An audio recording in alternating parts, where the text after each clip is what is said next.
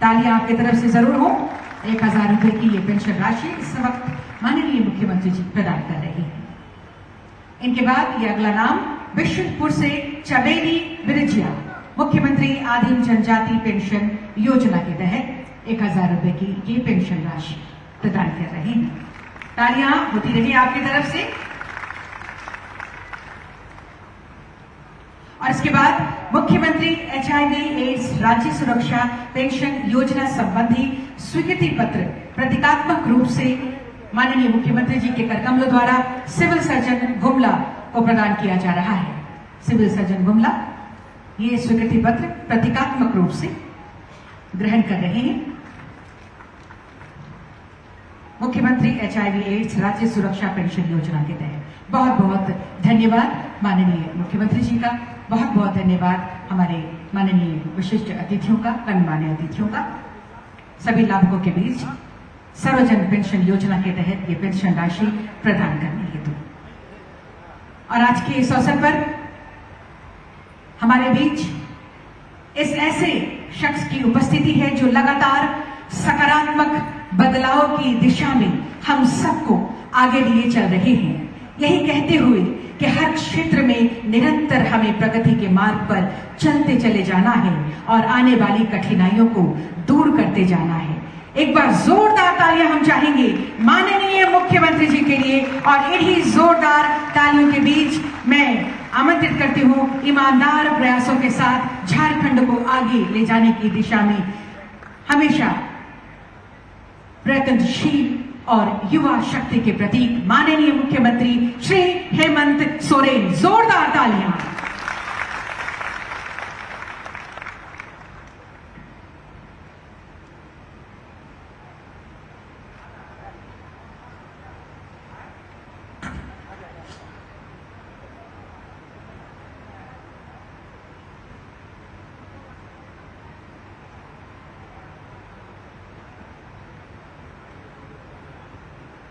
आज यहाँ गुमला जिले के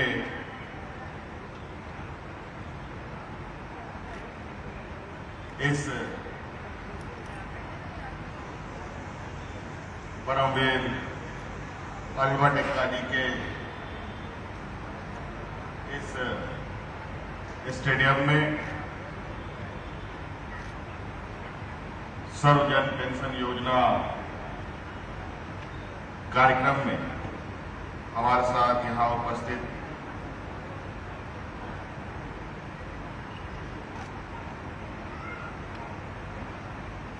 सरकार में वरिष्ठतम मंत्री आदरणीय रामेश्वर उरांव जी,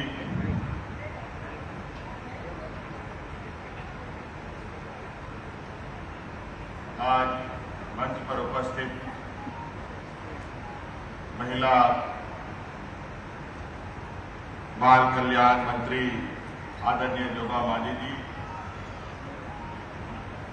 यहाँ मंच पर उपस्थित गुमला विधायक भूषण तिर्की जी, यहाँ उपस्थित सिसई विधायक झीगा मुंडा जी,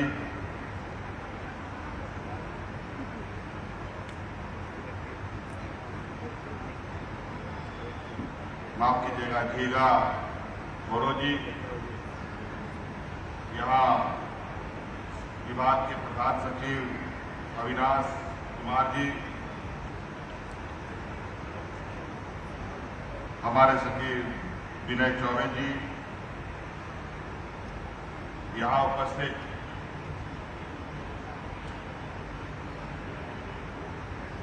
जिले के उपायुक्त, जिले के एसपी साहब, इस क्षेत्र के कमिश्नर साहब और यहाँ उपस्थित विशेषकर आज इस खिलखिलाती धूप में आए हुए दक्षिणी छोटानागपुर के विभिन्न गांवों से, पंचायतों से, प्रखंडों से आप सभी उपस्थित माताएं, बहनें, बूढ़े बुजुर्ग,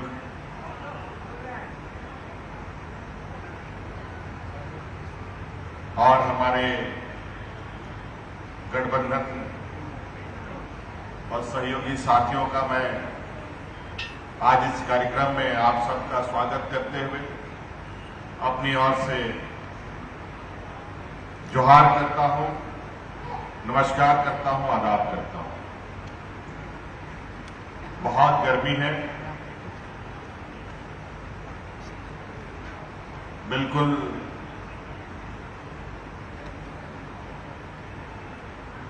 इतनी भीषण गर्मी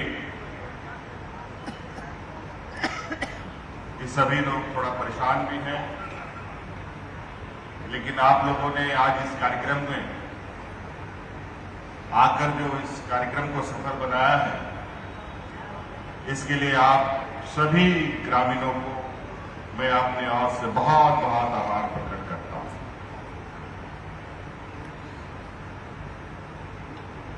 आज इस कार्यक्रम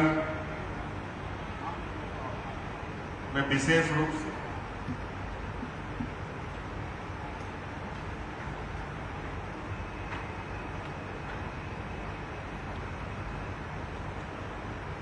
सामाजिक सुरक्षा से संबंधित विषय है।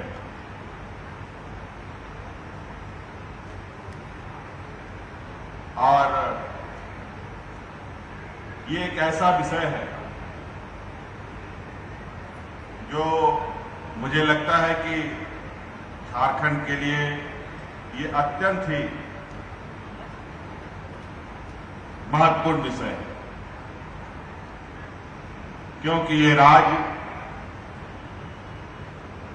देश में आज सबसे पिछड़े राज्यों में से एक है। यहां गरीब, किसान, मजदूर जैसे लोगों की बहुत बड़ी तादाद है।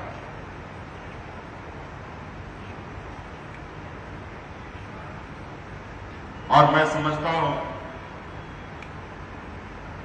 और यहां के लोग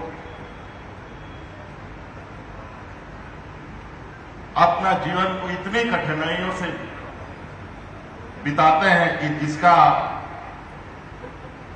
बातों को रखना और भी तकलीफदेह हो जाता है।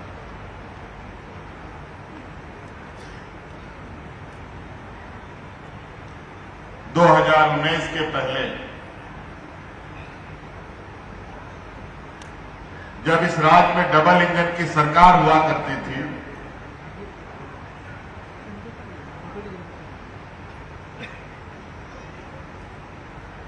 और वो सरकार पूरा 5 साल चला, और उस 5 साल में हमने इस राज्य का कोना कोना तक पहुंचकर लोगों की हालचाल जानने का प्रयास किया।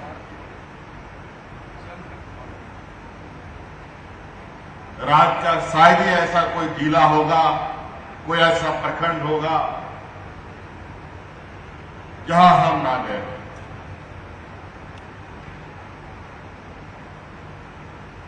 रात और दिन, कब दिन होता था, कब रात होता था, पता ही नहीं चलता। और जब लोगों के बीच में हम जाते थे तो लोगों का जो तकलीफ था,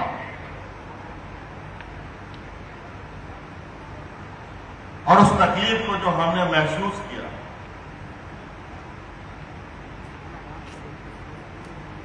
तो आपको अंदाजा नहीं कि उस समय हमारे मन में क्या गुजरता है। और एक लक्ष्य के साथ हम घर से निकल पड़े कि अगर ये डबल इंजन सरकार और अधिक दिन रहेगी तो शायद इस राज्य की जनता, चाहे ग्रामीण हो, यहां का मूलवासी हो, यहां का आदिवासी हो, कोई नहीं बने। और आपने देखा होगा उस समय कितने लोग भूख से मर गए।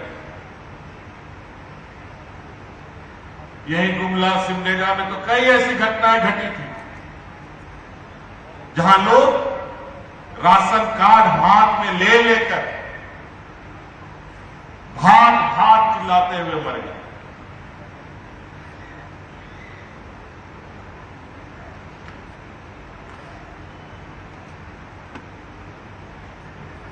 उन बातों को याद करता हूं तो मेरा अभी भी शरीर का बाल सब खड़ा हो जा रहा है। हम बोल नहीं पा रहे, इतनी तकलीफ।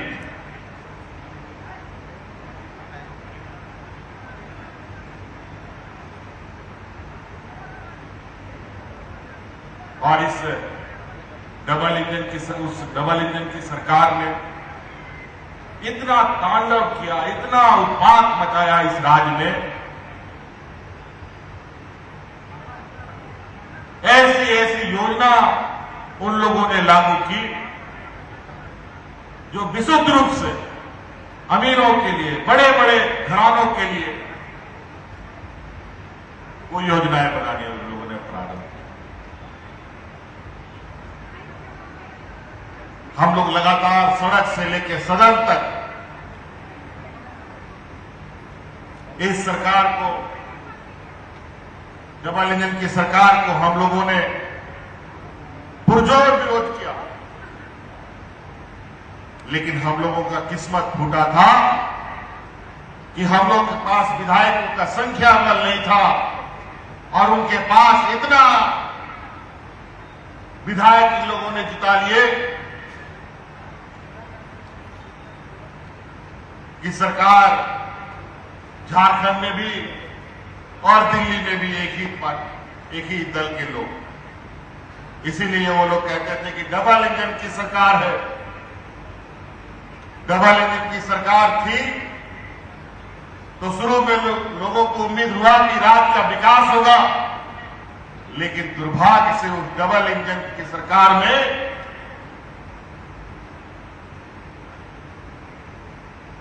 और उस इंजन के माध्यम से राज्य की जनता के दुखों के बारे में और उनकी तकलीफों को उठा के बाहर ले जाने के बजाय यहां के लोगों को रौंदने का काम। बहुत ताकत लगाए हम लोग,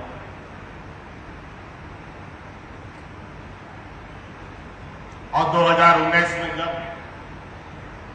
लोकतंत्र का पर्व हम लोग के बीच में आया, और शायद ये तकलीफ सिर्फ हम ही को नहीं बल्कि यहां के जनमानस के घर घर में हर एक व्यक्ति तक पहुंच चुका था, और नतीजा यह हुआ कि इस बार विशुद्ध रूप से यहां की झारखंडियों की सरकार बनी और आपकी सरकार बनी, जिसका आज मैं मुख्यमंत्री के रूप में आपको संबोधित कर रहा हूं। सरकार बनते ही हमने ऐसे योजनाएं बनाने का विचार करना प्रारंभ किया जो आज आपके सामने, आपके दरवाजे तक पहुंच रहा है।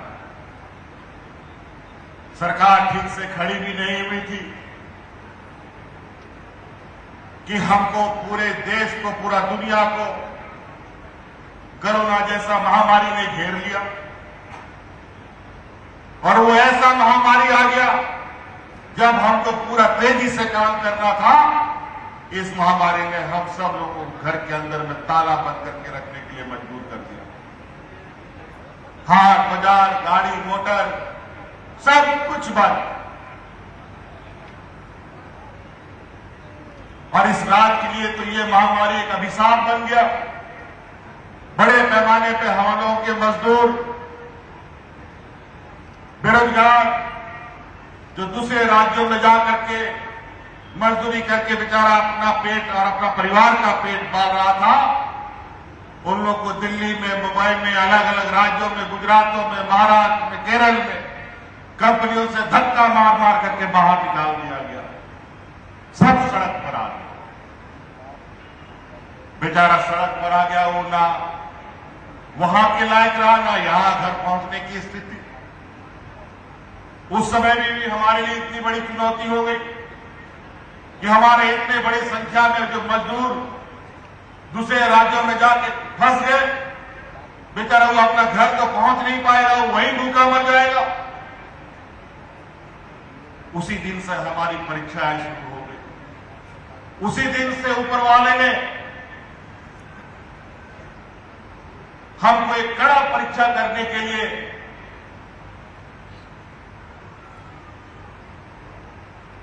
और उस पर खड़ा उतरने के लिए मजबूर कर दिया। फिर एक संकल्प लेते हुए हम लोगों ने पूरे देश के अलग अलग राज्यों से अपने मजदूर भाइयों को, किसानों को, बच्चियों को, महिलाओं को, चाहे वो ट्रेन से हो, चाहे हवाई जहाज से हो, चाहे गाड़ी से हो, सबसे उठा करके घर में लाने का हम लोगों ने काम किया। लाया तो लाया, बल्कि महीनों तक इन लोगों को घर बैठे भी खाना खिलाने का काम आपका इस बेटे ने किया है और आप सब लोगों ने मिलकर हमें साथ दिया। उन महिला समूह को मैं सलाम करता हूं कि उस महामारी में भी उन लोगों ने बाहर आकर के गरीबों को भोजन बना बना करके खिलाने का काम किया। पूरे देश में लोग जानवरों की तरह मर रहे थे। ये डबल इंजन की सरकारों के राज में ऐसे लोग मरे कि लोगों को दफन करने की जगह खत्म हो गई, लोगों को जलाने के लिए लकड़ियां खत्म हो गई और लोग अपने परिजनों का लाश को सड़कों पर फेंकते फेंकते चले गए। ये मंजर शायद इस धरती का सबसे डरावना मंजर रहा होगा और सबसे बद से बदतर यही डबल इंजनों की सरकार के राज्यों की रही, जहां पर लोगों को कफन तक नसीब नहीं हुआ। वहीं इस महामारी में भी झारखंड के लोगों ने अपना झारखंडी एकता दिखाते हुए इस महामारी का जंग हंसते खेलते पार किया और आज न हो हल्ला न अफरा तफरी, शांतिपूर्वक हम लोगों ने इस जंग को जीता और ये जंग जीतने के बाद जब हमने विकास की गति को रफ्तार देने का प्रयास किया है तो आज भारत सरकार के कई एजेंसियां आकर हमारे विकास की गति को रोकने का प्रयास किया जा रहा है। ऐसे ऐसे मामलों की जांच की जा रही है जब न हम एमपी थे, ना एमएलए थे, ना राजनीतिक क्षेत्र में। ये अपने ही पाप की हुए चीजों को, अपने ही किए गए घोटालों की तलाश कर रहे हैं और आज के दिन में अखबारों के माध्यम से, मीडिया के माध्यम से हमारे इस सरकार के टिकला फोड़ना चाहते हैं, लेकिन ऐसा थोड़ी होता है।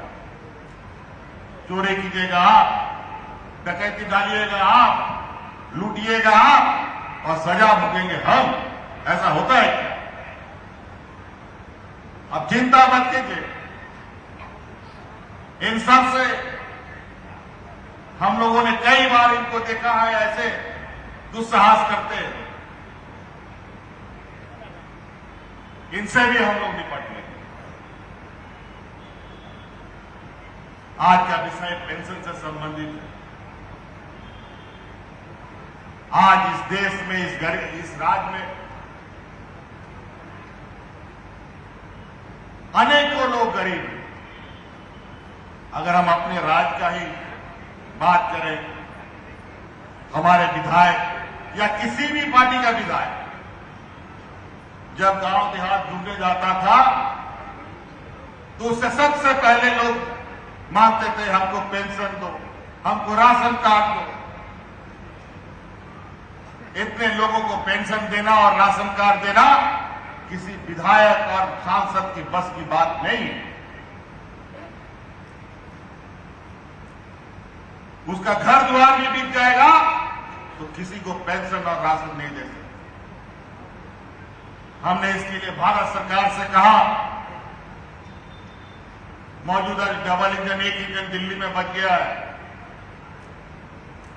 उस प्रधानमंत्री जी से हमने कहा कि क्यों नहीं इस देश के वृद्ध लोगों का जो ये पेंशन है इसको यूनिवर्सल कर दिया जाए, सब जन के लिए कर दिया जाए। क्या भारत सरकार में इतना भी ताकत नहीं है? क्या इस देश के गरीबों को, वृद्धाओं को, बुजुर्गों को पेंशन दे सके? हम बराबर ये बात बोलते रहे, 3-4 महीना बीत गया, कोई जवाब भारत सरकार से नहीं, और हम उम्मीद भी नहीं करते हैं कि ये गरीबों के लिए कोई बात इनके जहन में कभी आता है, क्योंकि ये ऊपर बैठे लोग सब व्यापारियों की जमात है, मजदूरों की जमात नहीं है वहां पर, आदिवासियों की जमात वहां नहीं है, दलितों की जमात नहीं है, पिछड़ों की जमात नहीं है, अल्पसंख्यक की जमात नहीं, व्यापारियों की जमात है।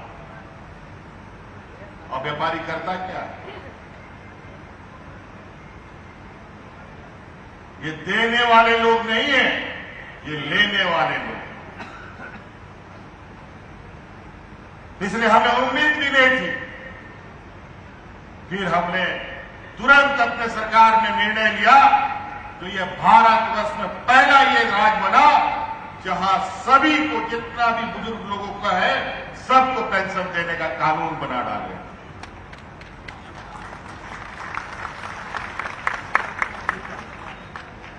इसलिए आप लोगों से आग्रह है, ये पहले कोटा होता था, अब कोटा नहीं, खत्म हो गया, नहीं मिलेगा पेंशन।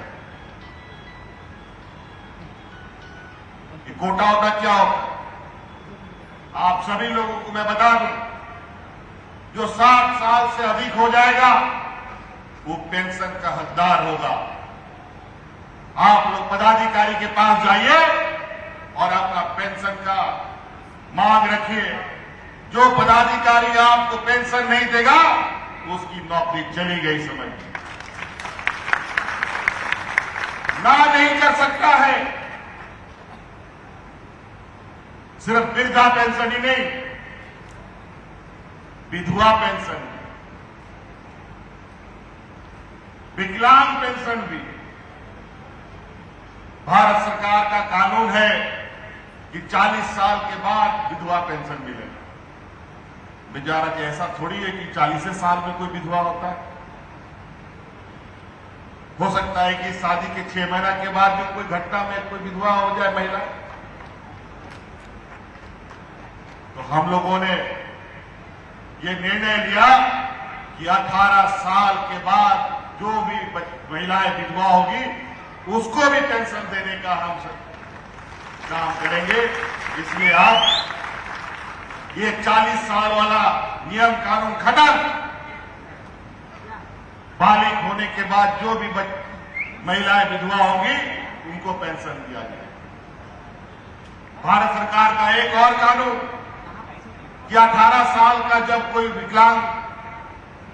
विकलांग के लिए पेंशन के लिए मांग करेगा उसी को पेंशन देंगे। अरे भाई, वो विकलांग बेचारा 18 साल तक जिंदा रहेगा तब ना। ये कौन सा कानून बनाया इन लोगों ने? इसलिए जो भी बच्चा किसी भी उम्र का विकलांग का होगा उसको पेंशन सरकार देगी। ये भी कानून हम लोगों ने, अभी तो एक बच्चे को हम लोगों ने पेंशन का योजना से आच्छादित किया। क्या ये 18 साल के थे? ये बच्ची थी।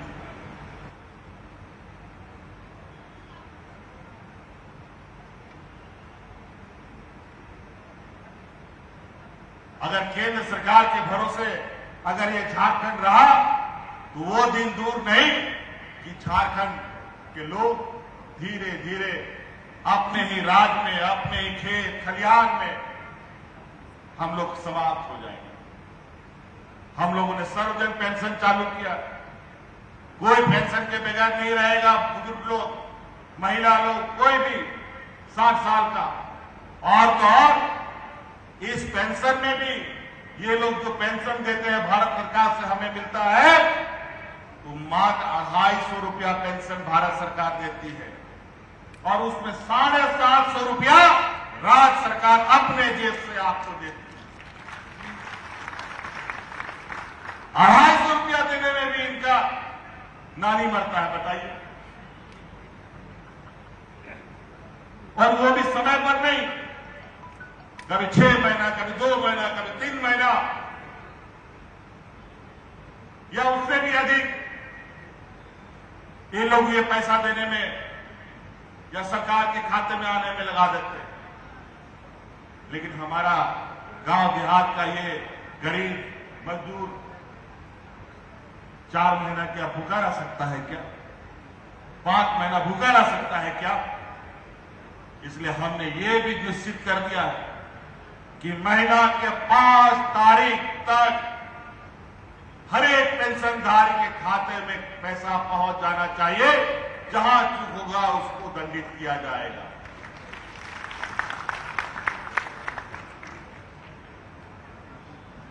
और आज का ये कार्यक्रम मैं आप सब लोगों से आग्रह भी करूंगा, हम लोग सब एक दूसरे का हाथ पकड़ते पकड़ते यहां तक आए हैं। एक लंबा लड़ाई के बाद राज तो हमें मिला, लेकिन राज का अधिकार हम तक नहीं पहुंच रहा था। और जब हम ये काम प्रारंभ कर दिए तो हमारे विपक्ष के साथियों को पेट में दर्द होने लगा। जब राजनीतिक ताकत हमारी बढ़ गई तो ये अपना संवैधानिक संस्थाओं का उपयोग करना शुरू कर दिया। CBI, ED, income tax, court कचहरी, पुलिस, थाना, क्योंकि इनको लगता है कि आदिवासी लोग तो इन लोगों से डर जाता है। इन लोग के पीछे इन लोग को लगा दो तो इन लोग घबरा के भाग जाएगा। तो चिंता मत कीजिए कि यहां का आदिवासी, यहां का मूलवासी ऐसे बंदूकधारियों को हमेशा तीर धनुष से दौड़ा दौड़ा करके भगाया है। ये बिरसा मुंडा की धरती है, ये सिद्धू कान्हू की धरती है, ये वीर बुद्धू भगत की धरती है। इसलिए आप लोग घबराइए मत।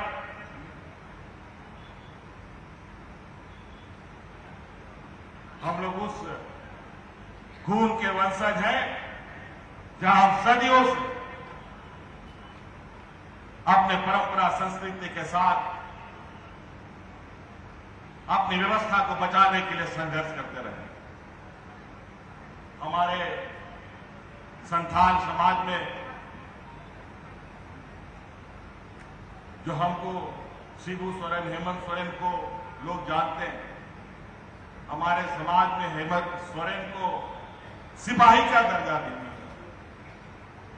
हम सब लोग वैसे ही हम लोग समाज में सिपाही का दर्जा प्राप्त है। हमको किसी से सर्टिफिकेट लेने की जरूरत नहीं है। इसलिए शरीर में एक भी बूंद है तो वो बूंद भी इसी झारखंड के लोगों के लिए ही बहेगा, उन लोगों के लिए नहीं। इसलिए कई ऐसी चीजें हैं। इन लोगों ने तो इतनी महिला सशक्तिकरण की बात करते हैं। ये लोग जब सरकार इनका था तो इन लोगों ने महिलाओं को मजबूत करने के लिए 50 लाख रुपया का जो जमीन खरीदेगा उसको रजिस्ट्री करने में 1 रुपया लगेगा। महिला लोग बताओ, यहां का हमारा कितना मूलवासी महिलाएं, कितने आदिवासी महिलाओं ने 50 लाख रुपया का जमीन खरीदा होगा, जरा बता दो। जिसको 1 लाख रुपया खर्च, 1 रुपया लगा। ये सब बाहरी लोगों को लाने का प्रयास था और ये महिला सशक्तिकरण की बात करते हैं। और जब हमने रजिस्ट्री ऑफिस में वो 1 रुपया का हुआ रजिस्ट्री का रिकॉर्ड देखा तो हम तो सर पीट लिए। यूपी, बिहार, आरा, बलिया, छपरा का लोग अपना भाई बहन पत्नी के नाम से 1-1 रुपया में फ्लैट, जमीन वगैरह रजिस्ट्री कराया। आदिवासियों का नाम पता नहीं।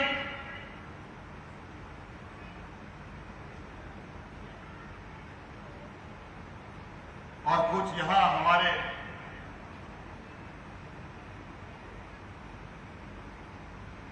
जो लोग हैं, कुछ अमीर लोग के समाज के, कुछ आदिवासी समाज के लोगों को अपना इन लोगों ने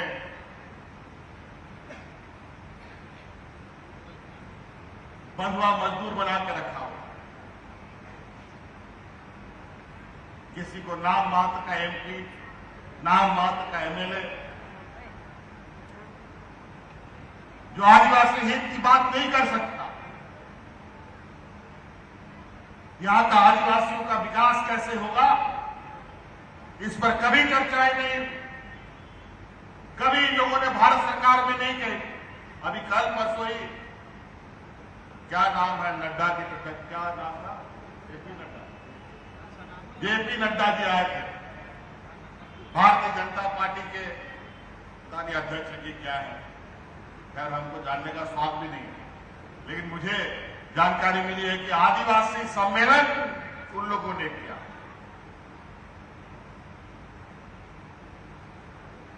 और अपने जो बंधुआ मजदूर टाइप के जो नेता हैं उनको मंच में एकदम मूर्ति की तरह टोपी पहना करके बैठा दिया, लंबी लंबी भाषणें दी।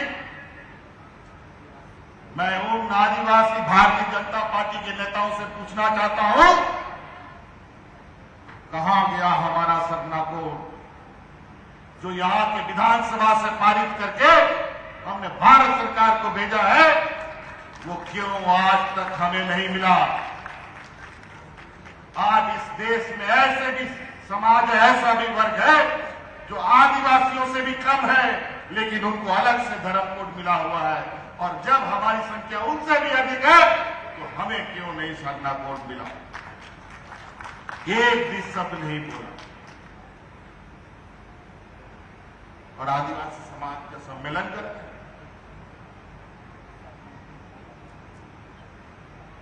इनके पास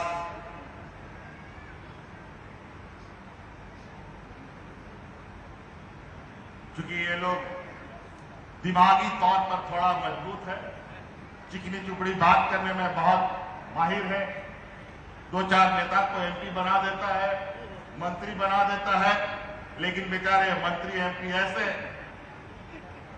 कि जिसका दांत ही नहीं है, दांत ही नहीं है तो काटेगा कहां से।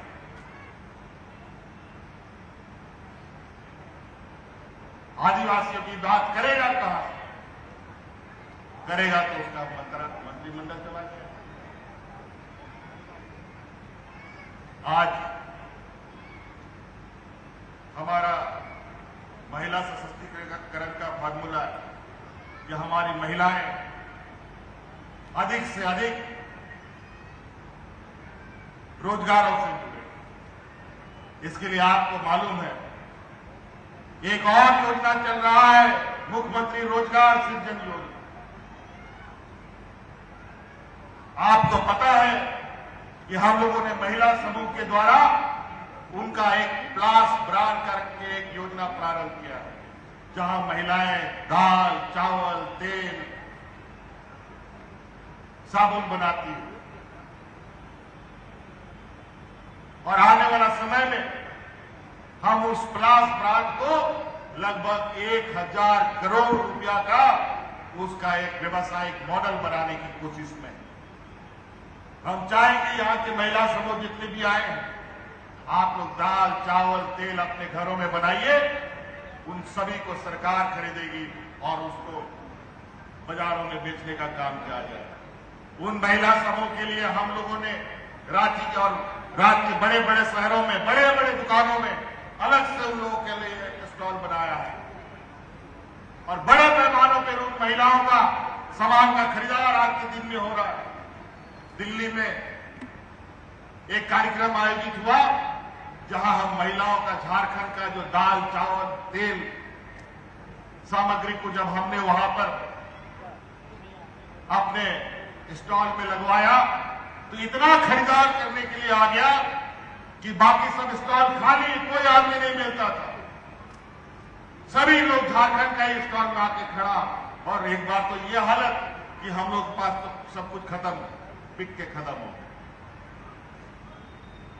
इसलिए आप लोग के लिए सरकार हर प्रयास, आप कोई भी काम करना चाहते हैं, सब काम करने के लिए सरकार मदद कर रही है। बैंक वगैरह के पास आप जाते होंगे, कोई भी बैंक आपको कोई लोन नहीं देता है, क्योंकि आपको बोलता है आपका जमीन जायदाद तो सीएनटी एसपीटी में है, इस वजह से आपको लोन नहीं मिलेगा। हमने कई बार बैंकों से बात किया, लेकिन बैंक भी हमको भी बेवकूफ बना देता है। तो हम बोले छोड़ दो, इस बैंक को रहने दो, इसको अभी थोड़ा देर के बाद हम इसको भी ठीक करते हैं। तो हमने अपनी व्यवस्था खड़ी कर दी। अब सरकार खुद आपको लोन दे रही है, सबसे कम ब्याज दर पर और नाम मात्र का लोगों के सहयोग से। आप ट्रैक्टर लीजिए, आप स्कॉर्पियो लीजिए, टेम्पो लीजिए, होटल चलाइए, सिलाई मशीन का दुकान खोलिए, कुछ भी काम कर सकते हैं, सैलून खोलिए, ब्यूटी पार्लर खोलिए, सब चीज के लिए लोन दे रही है। टेंट हाउस चलाइए, बाजा लीजिए, तो ये सब बाजा जो दिख रहा है, यही सब बाजा को भी खरीदने के लिए सरकार लोन दे रही है।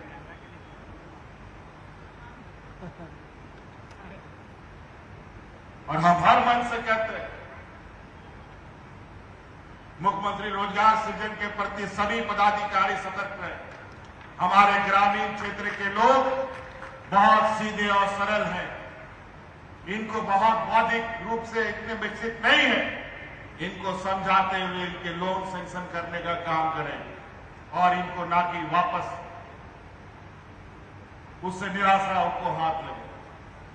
अभी अनेकों लोगों को कई लोन मिले हैं, थोड़ा सा जरूर कुछ पदाधिकारियों में निराशा है। हमको मालूम है, या तो पदाधिकारी नहीं समझ पाता या वो समझा नहीं पाता।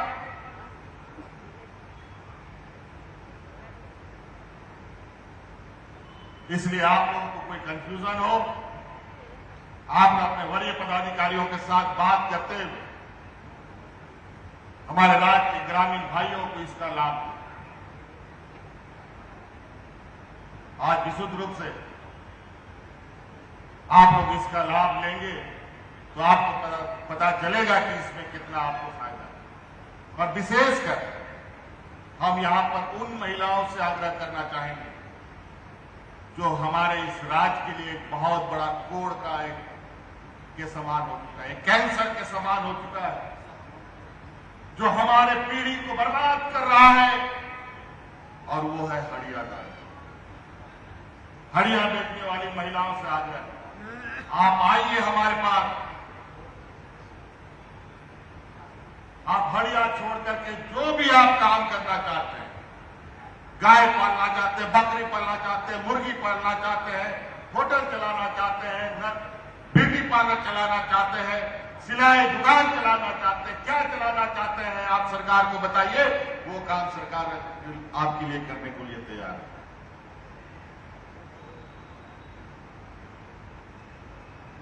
और बहुत सुनिश्चित तरीके से इस शराब की लत में हमारी आने वाली नई नस्ल बर्बाद हो रही है। आज गिन गिन करके लगभग 25 से 30 हजार महिलाओं को हमने हड़िया दारू से अलग हटा करके कोई राशन का दुकान खोल लिया है, कोई होटल खोल लिया है। देखकर इतना खुशी होता है, आपको अंदाजा नहीं। आप काम कर सकते हैं, लेकिन ऐसा हम काम करें जहां हम मान सम्मान से, गौरव से अपना सर ऊंचा करके चल सके, ना कि सर झुका के हमको जीना पड़े।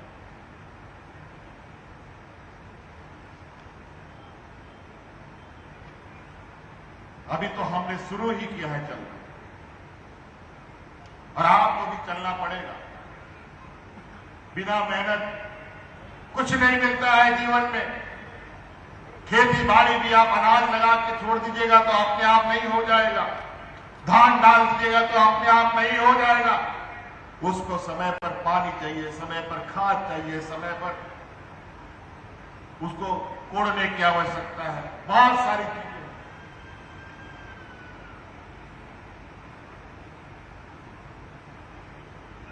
सरकार तो आपकी मदद करने के लिए तैयार है, चलना तो आपको पड़ेगा। हमारा ये गुमला क्षेत्र, ये सिमडेगा क्षेत्र, ये खूंटी क्षेत्र लगभग 90%, 80% यहां आदिवासी समुदाय की, और इस तरफ तो कई चीजें हैं जिसके माध्यम से हम आगे जा सकते हैं। और यहां के बच्चियों में तो एक अलग हुनर, खेल का इनका जो प्रेम है, ये प्रेम सिर्फ हम ही नहीं, पूरा देश और पूरा दुनिया देख रहा है कि खूंटी, सिमडेगा और गुमला साइड की लड़कियां आज दुनिया में अपना सर्वोच्च स्थान बनाने में कायम हो रही है। हमने उन सब बच्चियों को गांव से उठा करके बेहतर खेल की दिशा में आगे बढ़ने के लिए प्रोत्साहित किया है। 50-50 लाख, 1-1 करोड़ रुपया का इनाम हमने अपने हाथों से दिया। घर मकान बना करके देने की हमारी तैयारी। आज इसी क्रम में आपके गुमला जिले में भी अनेक स्टेडियम, एस्ट्रोटर्फ के बन रहे हैं, खूंटी में और कई जगहों पर। सिमडेगा जिला में लगभग 30 करोड़ का अंतर्राष्ट्रीय स्तर का हम लोग का हॉकी स्टेडियम तैयार हो रहा है, और 20 करोड़ का सेंटर ऑफ एक्सीलेंसी बन रहा है गुमला जिले में। तो इस तरीके से खेल की दिशा में भी हमारे बच्चे यहां के अपना जीवन यापन और बेहतर दिशा की ओर आगे जा सकते हैं। मेगा स्पोर्ट्स कॉम्प्लेक्स वगैरह बन रहा है। हमारे इस क्षेत्र में धान का खेती खूब होता है, लेकिन बेचारे यहां पर इस क्षेत्र में राइस मिल नहीं होता था। पहले तो ढेकी से काम चलता था, लेकिन ढेकी कूटने में आज हम लोग को थोड़ा सा लाज लगने लगा है। लाज भी लगता है, थोड़ा मेहनत भी लगता है। समय के साथ साथ थोड़ा हम लोग भी आलसी हो गए। तो राइस मिल का हमारे साइंटिस्टों ने इजाद किया है, तो राइस मिल पर हम लोग ज्यादा भागते हैं। लेकिन इस राज्य में राइस मिल की भी घोर अभाव, और हम लोगों ने इसी क्षेत्र में लगभग 6 राइस मिल सैंक्शन किए हैं, और राइस मिलों के लिए बहुत सस्ते दर में हम लोगों ने जमीन भी उपलब्ध कराया है। और इस राइस मिल को चलाने के लिए जो भी यहाँ के लोग चाहते हैं वो भी अपना हिस्सा ले सकते हैं। आप लोग भी राइस मिल लगा सकते हैं, सरकार इसके लिए भी मदद करती है। लेकिन राइस मिल चलाने के लिए हुनर की आवश्यकता है। हम आपको व्यापार के क्षेत्र में लाने का प्रयास कर रहे हैं, आप भी व्यापार कीजिए। व्यापार का क्षेत्र क्या, हम जो लोग व्यापारी अभी हैं उन्हीं लोग के जिम्मा छोड़ दें क्या सर? वो लोग तो कुछ हमारे लिए नहीं छोड़ता, तो हम लोग को भी थोड़ा आगे धीरे धीरे बढ़ना पड़ेगा। इसलिए यहां पर हम लोगों ने अभी खूंटी में भी राइस मिल लगाया जा रहा है, गुमला में 6 राइस मिल लगाया जा रहा है, और इस तरीके से जो आस पड़ोस छत्तीसगढ़ वगैरह में आपकी निर्भरता थी वो भी कम हो जाएगा। आपका इधर खूंटी जिले में लगभग 3000 करोड़ की लागत से 14,000 ग्रामीण शहरी जलापूर्ति योजना का काम चल रहा है। इसमें लगभग 8 लाख परिवार तक उस पानी को पहुंचाया जाएगा। सिंचाई में भी लगभग 56,000 56 करोड़ रुपए की लागत से लोहरदगा जिले में नंदनी जलाशय जो हम लोगों का है उसका जीर्णोद्धार किया जा रहा है। वहीं पर 60 करोड़ रुपए से काकी सिंचाई योजना के तहत बुंडू, तमाड़, सोनाहातू, राय प्रखंड की नहरें का भी मरम्मत की जा रही है।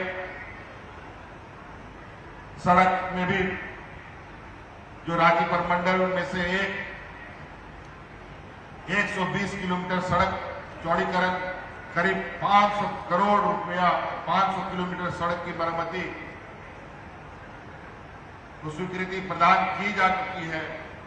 इन योजनाओं को पूरा करने में लगभग 1500 करोड़ रुपए का खर्च भी आया। ऐसे कई चीजें अगर हम उन सबको बताना शुरू करें तो शायद ये समय भी बहुत कम पड़ेगा और बहुत लंबी दूरी अभी हमें तय करना है। अभी तो हम लोगों ने चलना शुरू किया है, इसलिए बहुत सारे लोग आपके बीच में आएंगे, बहुत तरह तरह की बातें करेंगे। आज के दिन में हिंदू, मुस्लिम, सिख, ईसाई, कभी इसका मस्जिद तोड़ो, कभी इसका गुरुद्वारा तोड़ो, कभी इसका गिरजाघर तोड़ो, तो कभी इसका मंदिर तोड़ो। नया नया विवादों को ये लोग देश के समक्ष ला रहे हैं। ध्यान रखिए, झारखंड कभी भी द्वैत भाव की से कभी भी ये कोसों दूर रहा है, लेकिन मौजूदा एनडीए सरकार हिंदू मुस्लिम के साथ साथ वो दिन दूर नहीं जहां आप अपने परिवार में लड़ना प्रारंभ करें। राजनीतिक परिवारों तक तो पहुंच ही गए। राजनीतिक परिवार तब तक यह अपना हाथ पहुंचाना प्रारंभ कर चुके हैं, लेकिन वो दिन दूर नहीं जब यहां के ग्रामीण भी आपस में लड़ना शुरू करेंगे। ऐसे लोगों से थोड़ा आप लोग सावधान रहिए। अभी आप लोगों ने सुना ही है, मंच में पहले भी कहा गया, कई लोग विदेश में पढ़ना जाते हैं, पढ़ने के लिए जाते हैं। हम कई बार देखते हैं, कई दोस्तों को भी हमने देखा है, कई यहां पदाधिकारी जो बैठे हैं ये लोग भी कई बार विदेश में जा जाके पढ़ के ट्रेनिंग कर लेकर के आए।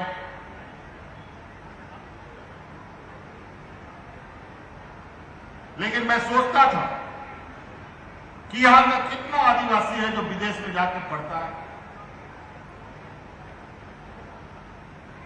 कितना दलित, कितना पिछड़ा, कितना अल्पसंख्यक लोग विदेश में जाके अपने से पढ़ पाता है। वो तो एक समय था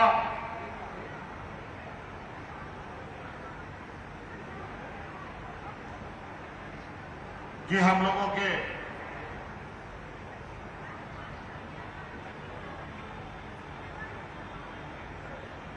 इस राज्य से गिने चुने लोग कभी विदेशों में पढ़े हैं, जिसमें से एक प्रमुख नाम आप सुनते होंगे, हम लोगों के मरांगों के जयपाल सिंह।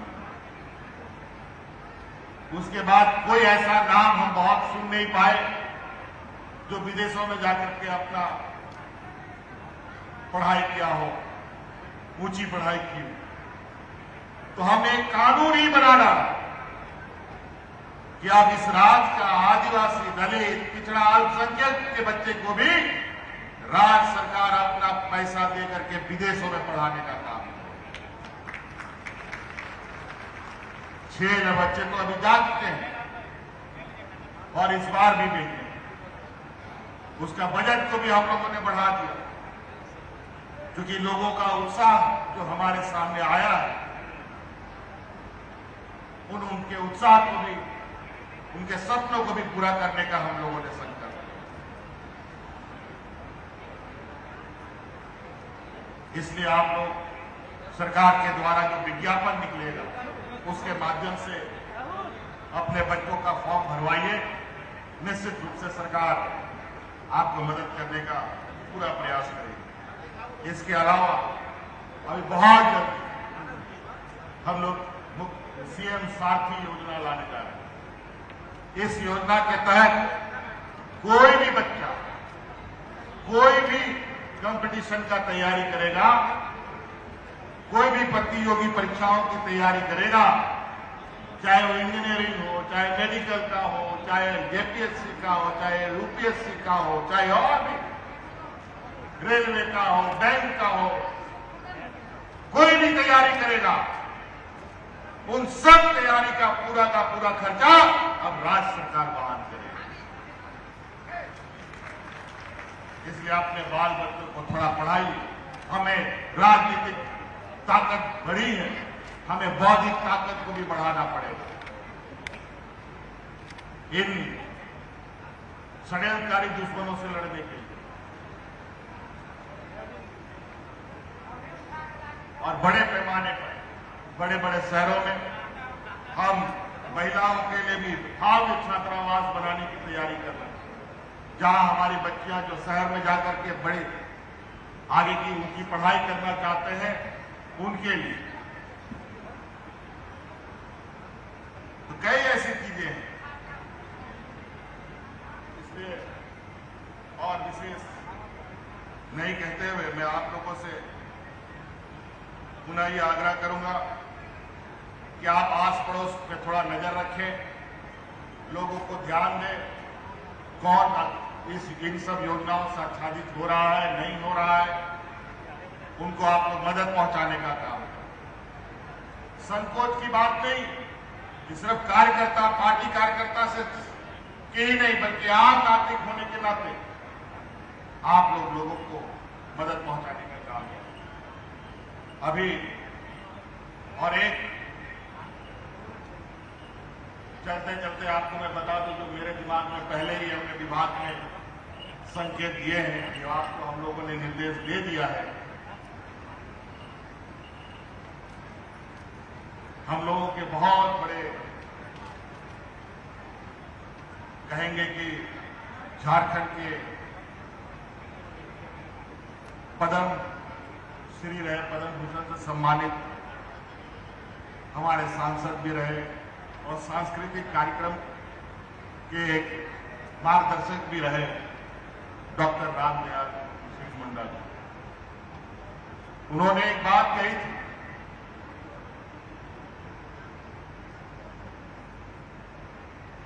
और शायद वो बात इस तरीके से है कि झारखंड का बोलना ही लोगों का बोलना ही संगीत है और झारखंड के लोगों का चलना ही उसका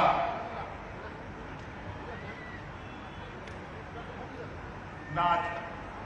यहाँ के लोग, यहाँ बहुत सारे लोग अभी कोविड के दौरान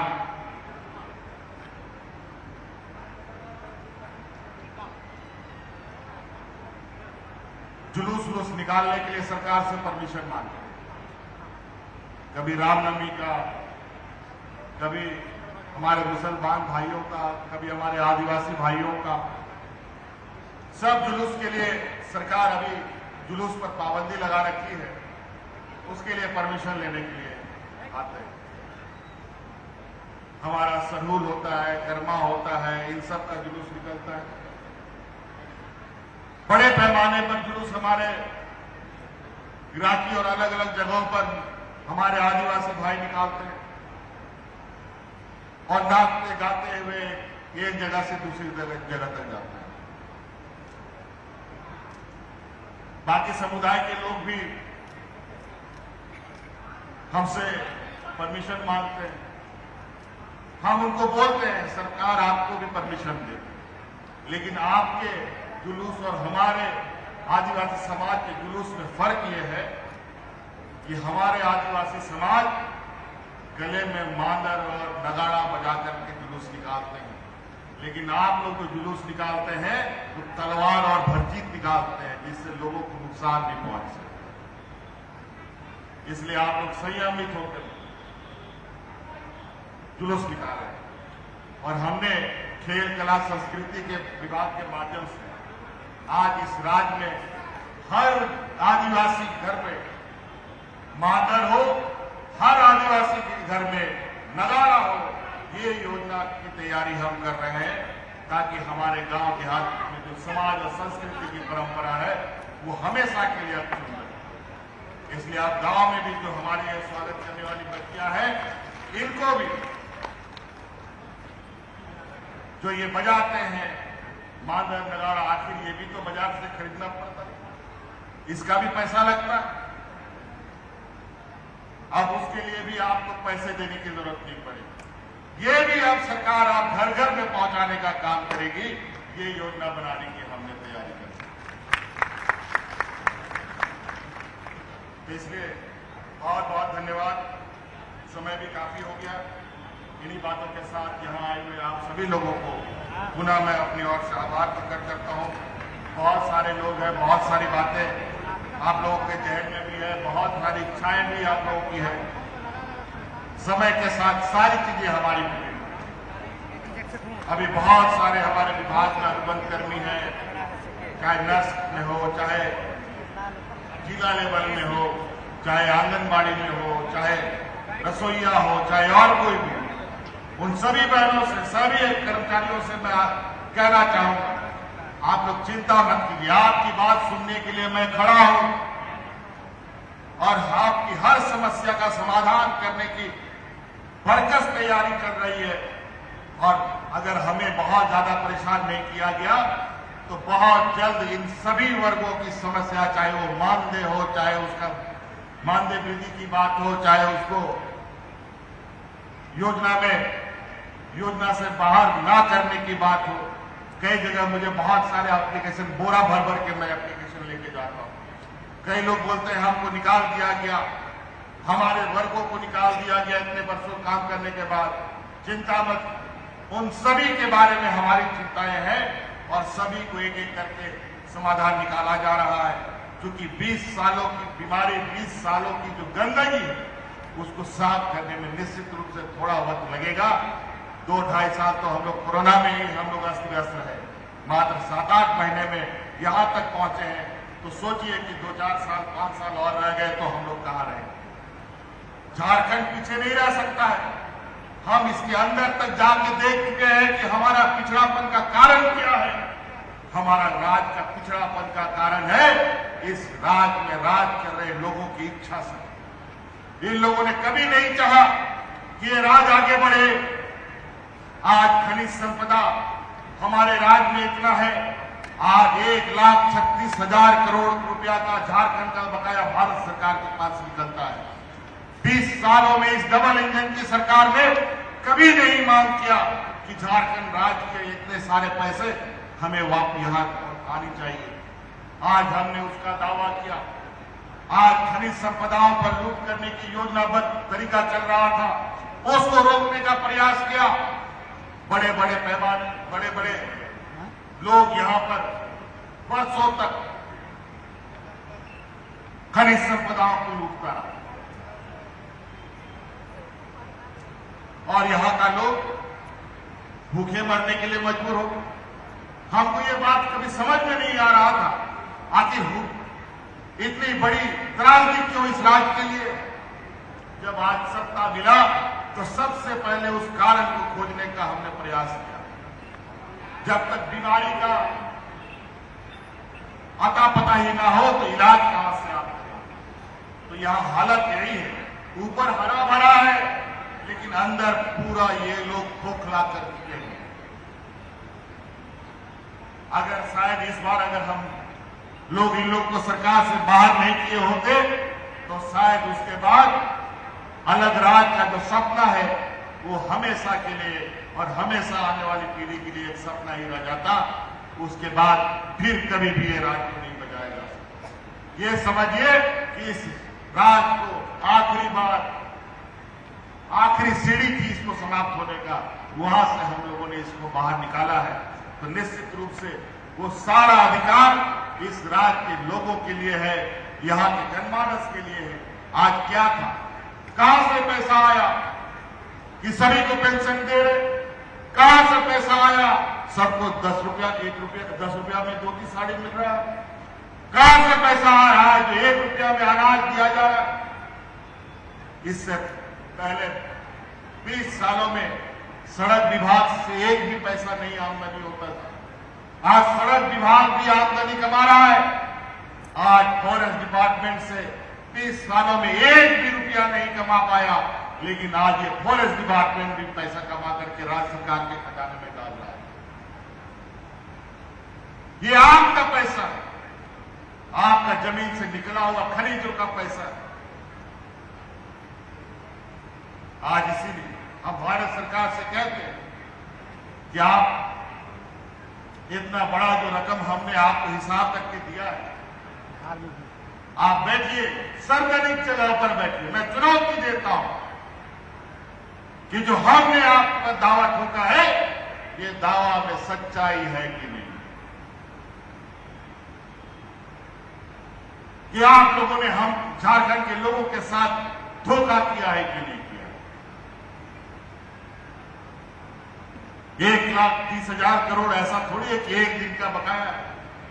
आजादी के बाद से जब से इस राज्य का खनिज संपदा निकल रहा है, उस समय से लेके आज तक इन लोगों ने हमारी सरकारी भूमि जमीन से निकाले गए खनिज संपदा का पैसा नहीं दिया, उसका कंपनसेशन नहीं मिला है।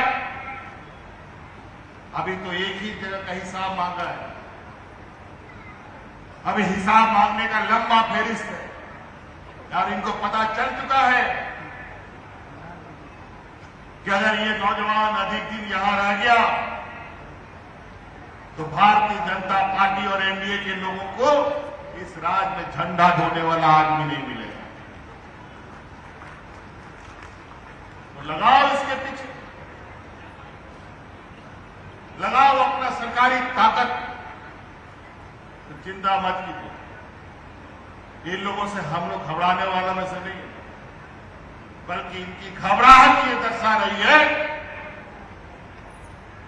कि राजनीतिक ताकत तो ये खत्म कर चुके हैं, लेकिन अब जिंदा रहना है तो कुछ तो करना पड़ेगा।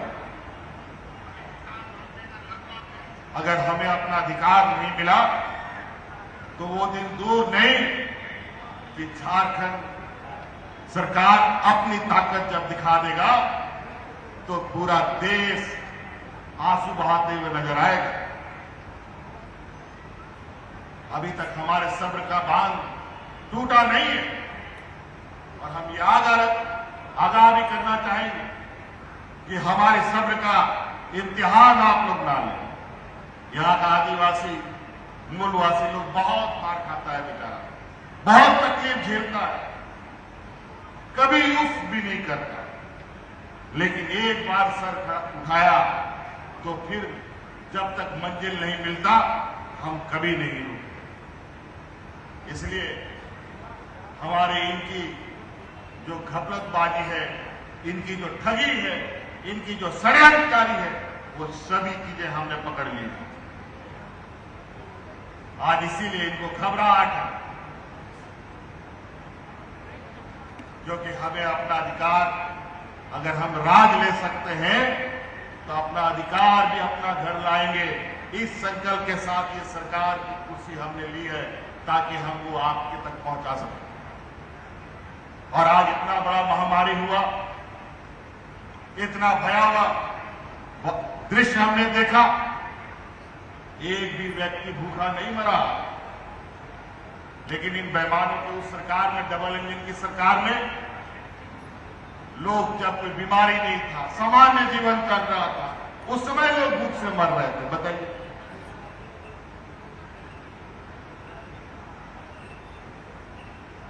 आज नौकरियों की भी लंबी फहरिस्त लगी है, जेपीएससी में नियुक्तियां निकल रहा है, नौजवानों को रोज हर लगभग 10 दिन 15 दिन में कोई ना कोई नियुक्ति निकल रहा है।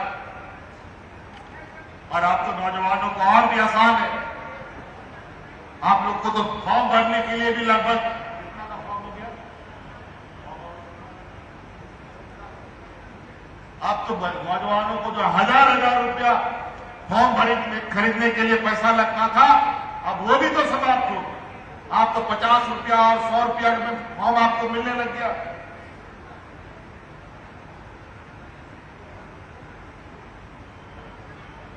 आप लोग फॉर्म भरिए, अभी लगभग नहीं भी तो 50,000 से अधिक नियुक्तियां निकलने जा रही हैं। और उस बड़े पैमाने पर जो हमने नियम कानून बनाए, नियम तो 20 साल तक कभी कोई नियुक्ति नियमावली नहीं बनी। पहली बार 20 सालों के बाद झारखंड में नौकरी के लिए नियमावली बन रही है, जिसमें अधिक से अधिक हमारे नौजवान झारखंड के ही नियुक्त हो रहे हैं। तो इसलिए साथी, बहुत सारी बातें हैं, बहुत सारी संभावनाएं आपके लिए भी है। बस आप सरकार के द्वारा निकाले जा रहे, कभी अखबारों में विज्ञापन, कभी टीवी रेडियो में, कभी मोबाइल में, तरह तरह के माध्यम से संदेश आप तक पहुंचाने का प्रयास कर रहे हैं। और अभी तो हमारे मुखिया जिला परिषद का भी चुनाव हो चुका है। हम मुखिया जिला परिषद के माध्यम से भी आप तक पहुंचने का काम करेंगे। उनके माध्यम से भी सरकार की योजनाओं को वहां तक पहुंचाने का काम किया जाएगा। उनके साथ भी सम्मेलन करते हुए उनका वर्कशॉप कराया जाएगा, ताकि सरकार की कोई भी ऐसी योजना ना हो जो हमारे ग्रामीणों को पता ना चले। तो इन्हीं बातों के साथ बहुत बहुत धन्यवाद, सबको जोहार। आपके आशीर्वचनों के लिए, शुभकामनाओं के लिए, हम सबकी हौसला अफजाई के लिए बहुत बहुत धन्यवाद माननीय मुख्यमंत्री जी। सर्व जन पेंशन योजना, ये पेंशन वितरण सह जागरूकता कार्यक्रम की तमाम स्मृति